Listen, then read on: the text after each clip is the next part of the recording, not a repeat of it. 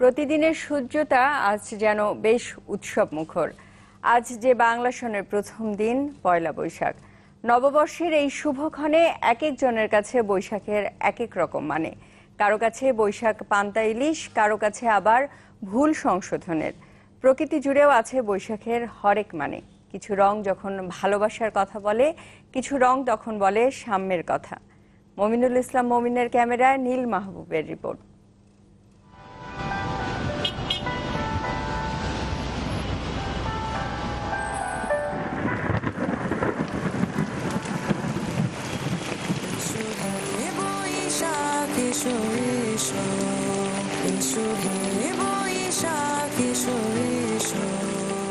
চৈত্রের চৈতালি চৌকাঠ পেরিয়ে প্রতি বছরই বৈশাখ আসে প্রলয়ের শাক বাজিয়ে।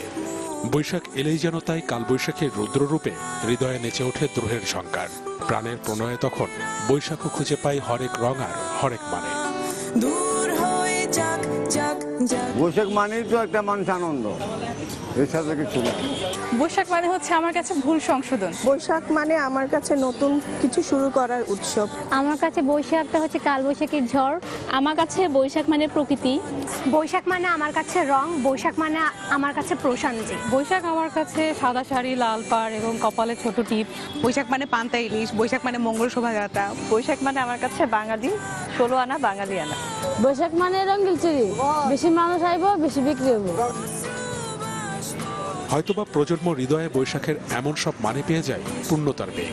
তবে রুক্ষ বৈশাখের কোমল প্রকৃতিও যে হাজার রঙের পসরা সাজিয়ে বলে যায় জীবনের নানা গল্প, সে খুঁজিবা রাখে কজন।